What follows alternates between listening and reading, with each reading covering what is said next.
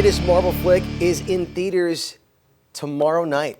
And the guy who's seen this movie twice, so I thought, let's talk to the guy who's actually seen it twice.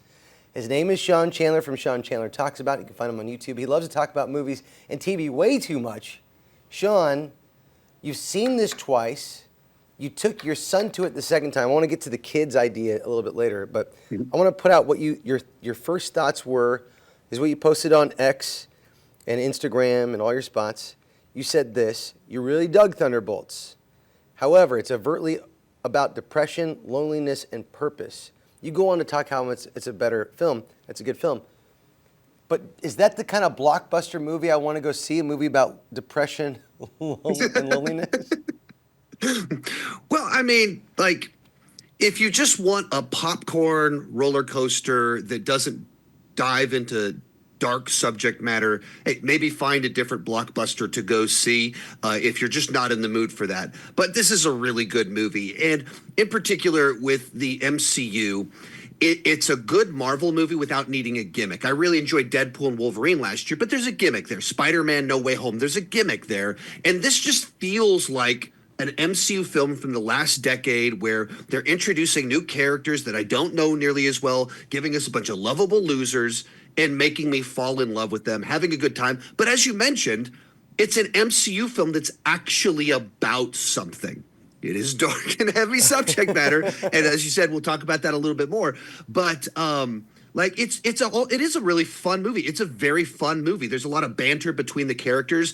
It's very much like an Earthbound Guardians of the Galaxy. It doesn't have all the needle drops and the pop music, but it's like fun while being like very character based and heavy. Well, that I appreciate, because I feel like that's something that the Marvel films of late have really lacked, is that it's not just groundedness, but the character development from people that we don't necessarily know. It looks like an array of people, but is it focused on one individual? So the lead character is Yelena. She's kind of our point of view character. And so she gets the most screen time and the most development. But the way the movie's structured is that we are only in a handful of locations, and she spends almost the whole movie with the other Thunderbolts. So the whole team gets a good bit of time, and it pauses to like explain why each of these characters is broken, why each of them has regret, why each of them needs to find family in this team. And so, yeah, Yelena is the focus, and then there's the guy named Bob, who kind of gets really involved in the plot of it. He's the new character in it, and he gets a bunch of screen time. But all of them are present on screen, getting a backstory, getting their moment for their laughs, for their actions, set piece, all of it. I love it. All right, so I brought up your son because he got to see it with you the other day. Now, MCU kind of brings out the inner child in you. What did your son think? Yeah, so I took my son because he's been kind of on a Captain America kick recently. And so there's a bunch of the other Captain Americas in this film. I even brought along the Red Guardian popcorn bucket head with us to the movie, and we wore masks and everything during the film. He had a really good time with it. He's hit or miss on MCU movies. He likes what he likes, and then if he's not into it, he's not into it. But this is a film he had a good time with, had a big grin on his face, and in particular, Red Guardian and all of his antics just, highly entertained my 13-year-old son. I love it. All right, there's so many other questions I have about this, and I love it. It's spoiler-free. It's fun. We're going to bring you back over on Fox 58 next hour, okay? Sounds perfect. Well, the latest Marvel flick is in theaters this week, and it's the Thunderbolts, with a little asterisk at the end of it. Sean Chandler from Sean Chandler Talks About It is joining us to talk all about this, because he loves to talk about movies and TV way too much. Sean, now, I have to ask you about that. It says Thunderbolts with an asterisk at the end of it. Do we get an explanation for that? You absolutely do get an explanation for that. And it's the sort of thing it's tough to talk about because I don't want you to give you any hints as to kind of where things are headed. Okay. But it's one of the things that was cool about this movie is that it feels like the universe is pulling together because it's a team up movie, but it ends and you feel like you know where it's headed. And you feel like I understand what the game plan is now. And even some of that ties into the asterisks. And it's a joke throughout the movie, like, no, we can't call the Thunderbolts. No, we can't do that. What's the real name? What do we really want to do here?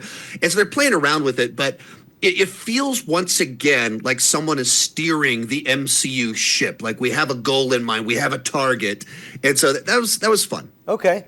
Now, you've seen this movie twice, so I'm curious about this. For most Marvel movies, for me, at least going all the way up to Doctor Strange and the Multiverse of Madness, I wanted to go to the theater and see it twice or maybe three times. But after that, I feel like the repeat viewing hasn't been the same. Is this one of those movies that brings you back to want to go see a movie again and again? Well, there's different reasons that you want to see movies over and over again, and there's different reasons why certain movies kind of lose their rewatchability. Some of these recent ones that have been cool have been kind of the cameo fests, so you want to see it like with a group of people with the fun and the energy of like, wow, look who showed up. But then at the same time, how much do you want to rewatch it at home when the novelty, the gimmicks worn off? This one feels like a real movie where you really enjoy meeting the characters, being on the journey. There are some twists and turns, so there's some value in the rewatch of saying, okay, I see where this was headed along the way. But like you think back to a Phase 2, Phase 3, one of those MCU films from 10 years ago. It's that level of rewatchability of it's just a solid movie that's a solid adventure. It's a refreshingly straightforward story, which allows for more depth of characters and the banter and the interactions between them. And as we talked about in our previous segment, giving actual character arcs in depth to the characters. It's that type of rewatchability. It's that type of movie. All right, so I check you out on Rotten Tomatoes. You're a Rotten Tomatoes critic. You gave it a 4 out of 5. You gave it high remarks on this one. 88% is what it's got on Rotten Tomatoes. Is that a good, bad score? I mean, for Marvel these days, that's a great score. It's one of their highest scores in the last 6 years. In the scheme of the entire MCU, it's only actually the 15th high in Rotten Tomatoes score because MCU films typically have these very high scores. But they were kind of inflated during Phase 3 where even Ant-Man and the Wasp has an 88% or something like that. That's not the case anymore. Captain America Brave New World, I think, is in the 40s. So this is almost double what the last Marvel movie had as a Rotten Tomatoes score. So way more critics are recommending this film. 9 out of 10 critics recommend this film is basically what 88% means. Let me leave you with this. I know that every Marvel movie has an end credits. Is there a good end credit scene here? Should we be waiting to the very, very end? You have to wait till the very, very end. Don't read the credits towards the end. It kind of spoils things a little bit, but this is a classic old school MCU post-credit scene where it's kind of an epilogue to the movie, and you'll understand what I mean by that when you see the film and you understand what all the asterisks and everything means. It's an epilogue to the film, and then it teases where things are going. And it's like the good old days where you'd get a post-credit scene, you're like, man, I can't wait till the next Marvel movie. Oh, man, I can't wait to see where this is headed. And it feels like they put a target in front of us that we're really excited for.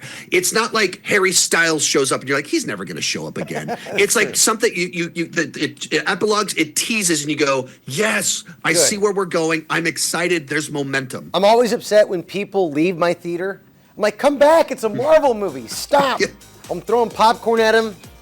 I won't do that, but I'm just telling everybody now, stay in your seats when you see the Thunderbolts this weekend. Sean Chandler from Sean Chandler Talks About. Thanks so much for coming on, Sean. We really appreciate your time. Thanks for having me.